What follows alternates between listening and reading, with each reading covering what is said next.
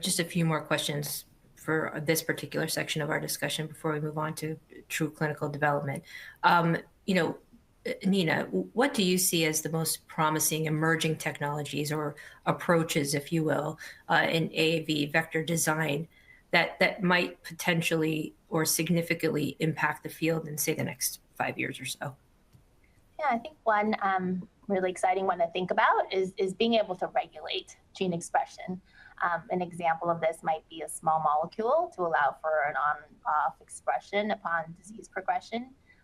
Currently, all of our gene therapy is on 100% of the time, right? And so we're off 100% of the time. So for certain indications, I think it is preferred to be able to regulate transgene expression levels to match a disease progression. There's riboswitch-like technology where potentially an approved drug, if possible, can be given to bind the switch elements and turn on the transgene expression or turn off the transgene expression, or somewhere in between even. Really, I think this is the holy grail of where gene therapy is going. And so far, to our knowledge, I don't think there are any clinical trials focused on this. And so perhaps in the next 5 years, this might be an area of breakthrough to really take us to that next level. And here at REGENX, our internal team, led by Olivier Danos, our Chief Scientific Officer, is looking in this area as well, where he has a lot of experience on this topic. Good, thanks. And David, for you too, talk us, let's, without maybe, I guess, being a futurist, talk us through in the next 5 years ahead, what might we see in terms of AAV vector design that could impact the field? Yeah, I echo what Nina was saying, especially we're seeing that now with a number of our clients who have regulatable expression, whether that's small molecule or there's a feedback loop from within the system itself, so that it's not always on.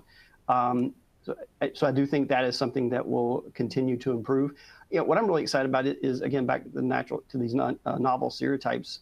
There've been a number of companies that have been developing them and showing a lot of really good data in non-human primates and other models, and now those are really starting to enter the field more broadly in clinical trials, and just really seeing those readouts over the next few years, and sort of seeing the direction that we're going. So, it's an exciting time because there's so many applied learnings that we've had in the field, and whether it's regulatable expression or whether it's modifying the dose or as well as ways to, Lena was saying earlier, to cleavage of IZ or other enzymes that can degrade antibody responses, and now you can potentially redose, whether it's with rapamycin or these other therapies, so you can have some tolerance or just go around, block the immune response. So redosing would be huge for the field, and I think that's something we may see in the next 5 years. Okay, good, thanks.